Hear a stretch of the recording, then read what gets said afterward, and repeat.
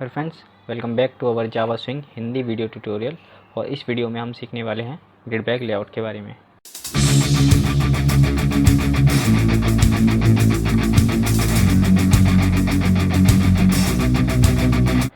तो ये है एक ग्रिड बैग लेआउट का एग्जांपल है। तो इस तरह का हम फ्रेम इस वीडियो में बनाने वाले हैं और इसे हम ग्रिड बैग लेआउट की मदद से बनाएंगे। तो आप देख सकते हैं मैंने इसमें 5 बटन लिए हैं। तो चलिए सबसे पहले हम एक जावा फ्रेम का बेसिक स्ट्रक्चर बना लेते हैं। तो यहाँ मैंने एक बेसिक स्ट्रक्चर बना लिया है पहले से ही। तो सबसे पहले जैसे कि आपने देखा था, मुझे इसमें 5 बटन ऐड करने हैं, 5 बटन चाहिए। तो मैं यहाँ 5 बटन बना लेता हूँ पहले, ये रहे। और जैसे कि आप जानते हैं हम इसमें ग्रिड बैग लेआउट का यूज़ करेंगे। तो सबसे पहले मुझे ग्रिड बैग लेआउट का एक ऑब्जेक्ट बनाना पड़ेगा। तो बनाते हैं ग्रिड बैग लेआउट। इसका ऑब्जेक्ट का नाम मैं जी दे देता हूँ, G equal to new grid bag layout. और इसे सेट कर देता हूँ अपने लेआउट में, कंटेनर में सी डॉट सेट लेआउट,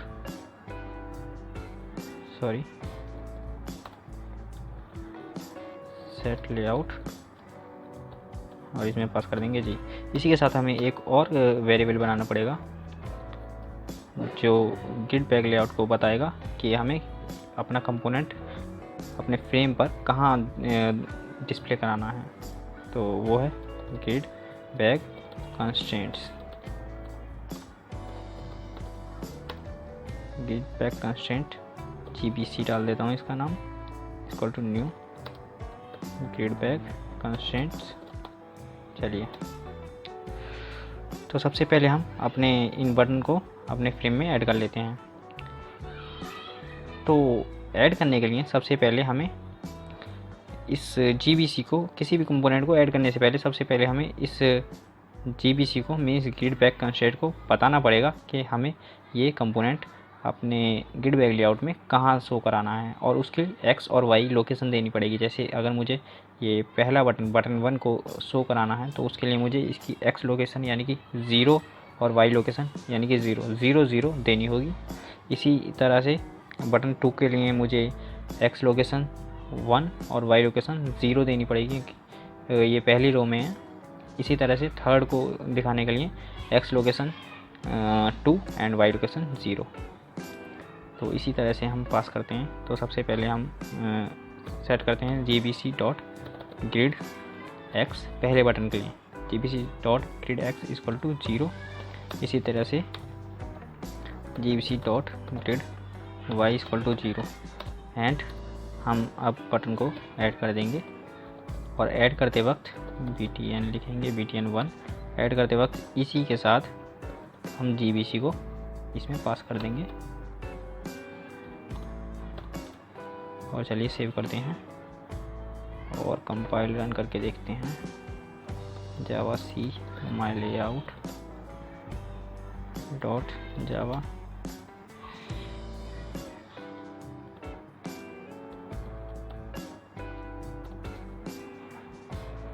तो अभी एक आप देख सकते हैं हमारे लेआउट में एक बटन ऐड हो चुका है। बाकी बटन को भी ऐड कर देते हैं। यहीं से मैं इसे कॉपी करता हूँ।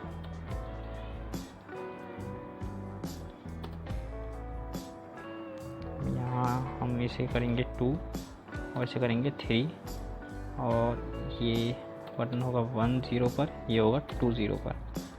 सेव करते हैं, कंपाइल करते हैं और रन करते हैं। तो अभी आप देख सकते हैं कि 3 बटन एक ही रो में आ रहे हैं। लेकिन आप देख सकते हैं ये इसकी तरह नहीं आ रहे। इसके आप देख सकते हैं इसके चारों तरफ काफ़ी स्पेस है। तो मैं क्या करता हूँ, मैं इसे ऐड करने के बाद इसे करा देता हूँ, मैं इसे पैक। और फिर से कंपाइल करते हैं ताकि इसके चारों तरफ का जो एक्स्ट्रा स्पेस है वो गायब हो जाए। तो अभी आप देख सकते हैं इसके चारों तरफ का जो एक्स्ट्रा स्पेस था वो गायब हो गया। आप देखते हैं तो आपने ग्रिड लेआउट में देखा था कि जैसे जैसे हम फ्रेम की विड्थ को इंक्रीज़ करते हैं वैसे वैसे कंपोनेंट की विड्थ भी इंक्रीज़ होती है। तो चलिए इसमें करके देखते हैं। लेकिन आप देख सकते हैं कि इसमें जैसे जैसे मैं फ्रेम की विड्थ इंक्रीज़ करता हूँ, कंपोनेंट की यानी कि बटन की विड्थ इंक्रीज़ नहीं होती, बल्कि वो सेंटर हो जाते हैं। तो वही चीज़ हमें इसमें अचीव करनी है। मीन्स मैं चाहता हूँ कि जैसे जैसे मैं फ्रेम की विड्थ इंक्रीज़ करूँ ये भी बड़े हो जाएं। तो उसके लिए हम क्या करेंगे, इसे यहाँ एक जीबीसी के अंदर ये कंस्ट्रेंट होता है। जीबीसी एक वेट कंस्ट्रेंट होता है। जैसे कि मुझे हॉरिजॉन्टल में ऐसा करना है, हॉरिजॉन्टल स्पेस चाहिए, तो हम क्या करेंगे, जीबीसी की वैल्यू, जीबीसी वेट की वैल्यू कुछ रख देंगे 0 से बड़ी। 0 का मतलब नॉर्मल, और 0 से थोड़ी सी भी बड़ी 4.1 ही रखें इसकी वैल्यू, तब भी ये रिक्वेस्ट करेगा एक्स्ट्रा स्पेस के लिए। तो वेट x इक्वल टू 0.5 कर देता हूँ मैं, और यहाँ कमेंट भी कर देता हूँ। ये क्या करता है, request for extra horizontal space, extra space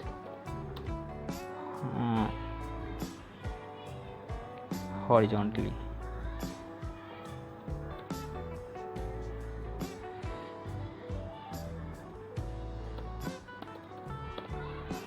means अगर हॉरिजॉन्टल में कोई स्पेस मिलता है इसे available, extra space available, extra available space कर देता हूँ, एक्स्ट्रा अवेलेबल स्पेस। मीन्स अगर इसको हॉरिजॉन्टल में एक्स्ट्रा स्पेस अवेलेबल मिलेगा तो ये अपनी विड्थ को इंक्रीज़ कर लेगा। तो चलिए, और ये क्योंकि हमने एक बार सेट कर दिया है तो ये इस बटन के लिए भी सेट है, इस बटन के लिए भी सेट है, और इस बटन के लिए भी सेट है। अगर आपको ये पहले बटन के लिए सेट करना है और दूसरे के लिए और तीसरे के लिए नहीं करना, तो आप ऐसा कर सकते हैं, GBC डॉट वेट x, और बाद में इसे यहाँ रीसेट कर सकते हैं। तो ये यहाँ हो जाता है रीसेट। ठीक, चलिए देखते हैं। यानी कि अब भी हमने क्या किया है, पहले को हमने वेट दिया है और दूसरे और तीसरे के लिए हमने वेट रीसेट कर दिया है। तो चलिए, यानी कि हमारा पहला जो बटन है वो विड्थ इंक्रीज़ करने के साथ बड़ा होना चाहिए। तो चलिए टेस्ट करके देखते हैं। तो अभी आप देखेंगे कि जैसे जैसे मैं फ्रेम की विड्थ जैसे जैसे मैं इंक्रीज़ करता हूँ, आप देख सकते हैं जो नंबर 1 है, बटन 1, उसकी विड्थ भी इंक्रीज़ होती है, और बटन 2 और बटन 3 की विड्थ इंक्रीज़ नहीं होती है। लेकिन आप देख सकते हैं कि बटन 1 की विड्थ तो इंक्रीज़ होती है, लेकिन ये साइड में इसके दोनों तरफ खाली जगह आ रही है, खाली स्पेस आ रहा है, बटन बना नहीं आ रहा है। तो वो इसलिए नहीं आ रहा है क्योंकि ये फिल नहीं हो रहा है। तो इसे फिल करना हो अगर आपको, तो उसके लिए भी हमें एक पैरामीटर पास करना, एक कंस्ट्रेंट सेट करना होता है, जो कि होता है GBC डॉट फिल करके एक कंस्ट्रेंट होता है। तो हमें इसमें, क्योंकि हॉरिजॉन्टल में फिल करना है, तो हम इसमें लिखेंगे GBC dot fill grid bag constraint dot horizontal. Vertical में फिल करना है तो वर्टिकली, और हॉरिजॉन्टल फिल करना है तो हॉरिजॉन्टल। चलिए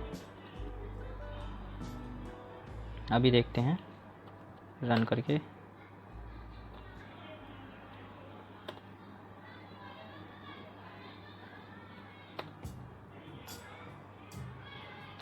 तो अभी आप देखेंगे कि जैसे जैसे मैं विड्थ को इंक्रीज़ करता हूँ तो बटन फर्स्ट की विड्थ भी साथ साथ इंक्रीज़ होती है, और बटन 2 बटन 3 सेम वैसे ही रहते हैं, क्योंकि हमने इस पर, इन दोनों पर जो हमारी वेट है वो दिया नहीं था। तो चलिए हम इसे भी बाकी 2 बटन को भी वेट दे देते हैं।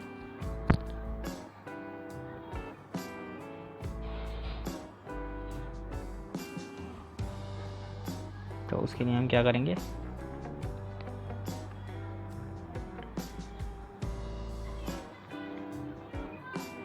यहाँ इसे रीसेट नहीं करेंगे, ठीक। या मैं इसे कमेंट कर देता हूँ यहाँ से, हमने यहाँ इसे रीसेट नहीं किया, इसका मतलब ये जो वेट है वो सभी पर अप्लाई होगा। अब सेव करते हैं और देखते हैं।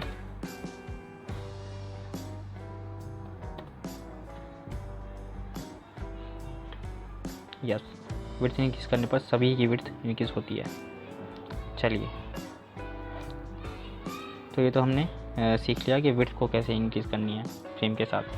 अब नेक्स्ट हम अपने जो बाकी दो कंपोनेंट हैं, बाकी दो बटन हैं, उन्हें ऐड करते हैं। तो मुझे ये फोर्थ बटन ऐड करना है। तो ये हमें ऐड करने के लिए कहाँ ऐड करना है, सेकंड रो में। सेकंड रो की हम पैरामीटर क्या पास करेंगे, एक्स पास करेंगे हम 0 और वाई पास करेंगे हम 1। तो चलिए ऐड करते हैं, इसे मैं कैंसिल करता हूँ और इसे ही कॉपी करता हूँ।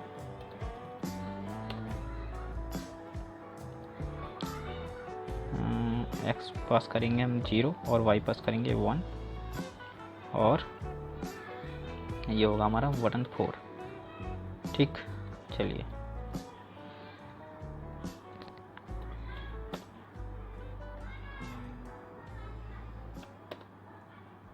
रन करते हैं।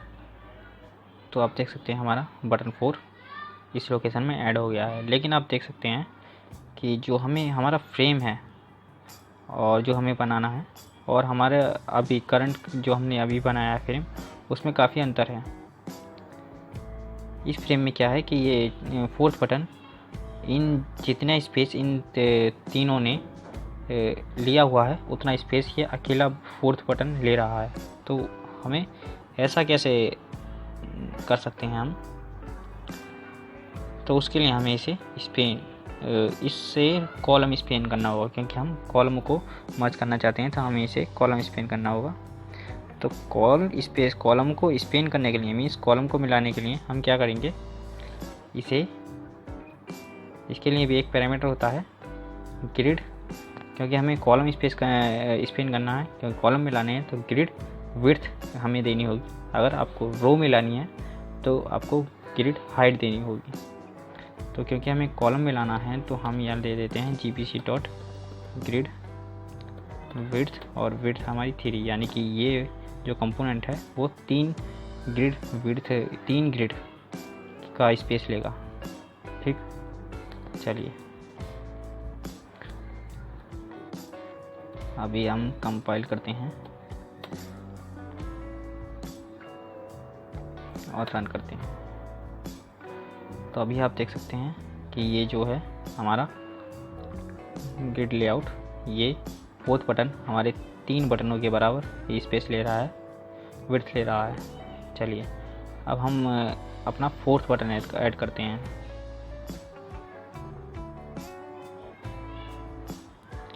फोर्थ बटन को ऐड करने के लिए, लेकिन आप देख सकते हैं कि ये जो बटन है, फोर्थ बटन जो अभी हमने ऐड किया था, ये बाकी 3 बटनों से थोड़ा बड़ा है, मोटा है, टॉलर है। तो बटन को टॉलर बनाने के लिए हम क्या कर सकते हैं, इसमें एक और पैरामीटर पास कर सकते हैं जिसका नेम है ibc मीन्स gbc.iPadY। इसकी वैल्यू हम दे देते हैं 40। iPadX करोगे तो वो हॉरिजॉन्टल में बड़ा हो जाएगा, और iPadY करोगे तो वो टॉलर हो जाएगा। X करोगे तो लार्जर और Y करोगे iPadY तो टॉलर। तो अभी ये थोड़ा बड़ा दिखने लगेगा। चलिए रन करके देखते हैं। आप देख सकते हैं कि इसकी जो ऊंचाई थी, हाइट, वो इंक्रीज हो गई है। चलिए अभी हम अपना 5th बटन ऐड करते हैं जो कि इसी के नीचे होगा। आप देख सकते हैं अब मुझे ये 5th बटन ऐड करना है, तो उसके लिए हमें इसके एक्स में पास करना पड़ेगा, क्योंकि ये 0 पर ना पहले कॉलम में ना होगा, दूसरे कॉलम में है। तो उसके लिए मैं एक्स की वैल्यू 1 पास करूँगा और वाई की वैल्यू 1, 2 और यहाँ पे मीन्स पहले के लिए 0, दूसरे के लिए 1 और थर्ड के लिए 2। तो x 1 और y 2। चलिए इसे मैं कैंसिल करता हूँ और यहाँ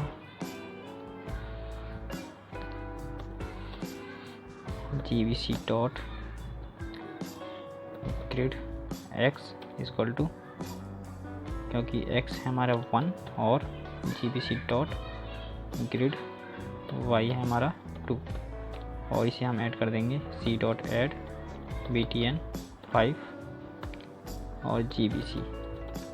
लेकिन उससे पहले, क्योंकि हमने इसको विड्थ दी थी, तो हमें इसे यहाँ रीसेट करना पड़ेगा, वरना ये ही विड्थ इस पर अप्लाई हो जाएगी और ये बटन भी 3 कॉलमों में दिखाई देने लगेगा।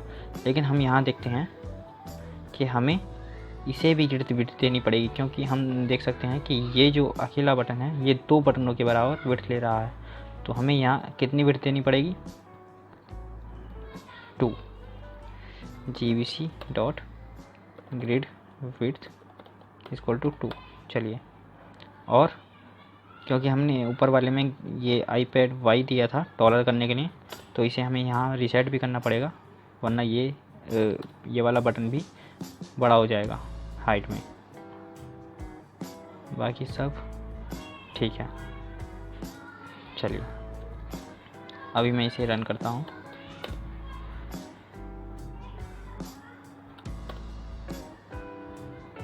तो आप देख सकते हैं कि हमारा जो फ्रेम है वो काफ़ी हद तक वैसा ही बन गया है जैसा हम चाह रहे थे बनाना। ये रहा। लेकिन आप देख सकते हैं कि अगर मैं इसे इसी के बराबर, इसका साइज़ इसी के बराबर करता हूँ, तो आप देख सकते हैं कि जो हमारा फ्रेम बनाना है जो हमको, उस फ्रेम में ये 5th बटन नीचे को आ रहा है पेज के एंड में, और हमारा जो हमने फ्रेम बनाया है उसमें हमारा बटन बिल्कुल ऊपर वाले बटन से चिपका हुआ आ रहा है।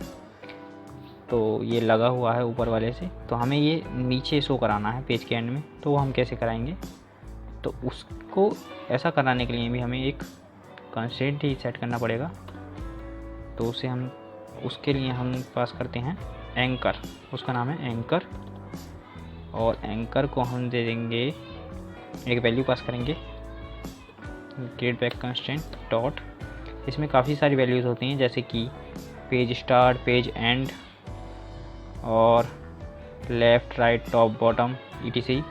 बहुत सारी वैल्यूज़ होती हैं, वो आप अपने खुद से एक्सप्लोर कर सकते हैं। तो मैं यहाँ देता हूँ, जैसे कि मुझे ये पेज एंड में देना है, क्योंकि ये पेज एंड में शो कर रहा है। तो मैं यहाँ दे देता हूँ पेज एंड। ठीक, तो हमारा प्रोग्राम फाइनल हो चुका है। अब हमें इसका फाइनल आउटपुट देखते हैं। कंपाइल करते हैं और रन करते हैं, और अपना ये वाला फ्रेम देख लेते हैं, और जो हमने बनाया है वो फ्रेम देख लेते हैं, और इसके साइज़ को भी थोड़ा बड़ा करके देखते हैं।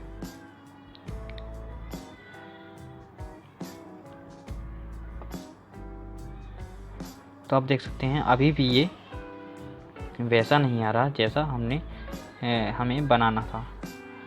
तो उसके लिए हम इसे क्या कर सकते हैं कि हम ये इस वाले बटन को हमें विड्थ देनी पड़ेगी, क्योंकि ये इस बटन की विड्थ नहीं है इतनी जो कि ये नीचे दिखाई दे। तो हमें इसके मीन्स विड्थ नहीं देनी पड़ेगी, हाइट देनी पड़ेगी, और हाइट इसकी बड़ी हो जाए उसके लिए हम क्या करेंगे, मीन्स हमें इस तरह से फिल नहीं करना, ये हमें इसे हाइट देनी है ताकि ये एक्स्ट्रा जो वर्टिकल स्पेस है उसे ले ले। तो उसके लिए हमें इसे देना पड़ेगा वेट y। तो हम यहाँ दे देते हैं weight y, GBC dot weight y equal to कुछ भी दे देंगे हम, 1 भी दे सकते हैं और 0 भी दे सकते हैं। मीन्स 0 तो नॉर्मल होता है, 1 0 से बड़ी कोई भी वैल्यू दे सकते हैं। और जितनी आप यहाँ वैल्यू देते हैं उसी पोर्शन में इसकी जो विड्थ है, जो एक्स्ट्रा स्पेस है, ये कंज्यूम करता है।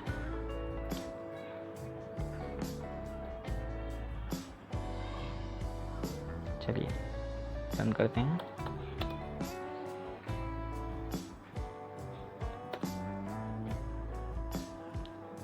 चलिए अभी देखते हैं कंपैरिजन करके कि हमारा जो लेआउट है वो बन चुका है या नहीं।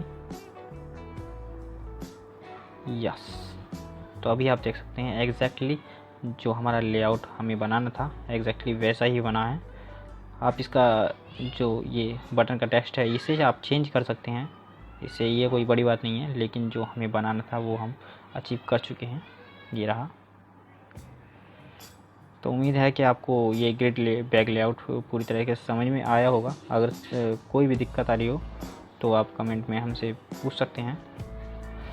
मैं आपको एक वीडियो डिटेल में बना के दे दूँगा और उसका लिंक इसके वीडियो के डिस्क्रिप्शन में दे दूँगा। हमारे लेआउट्स रह गए हैं। Bye bye.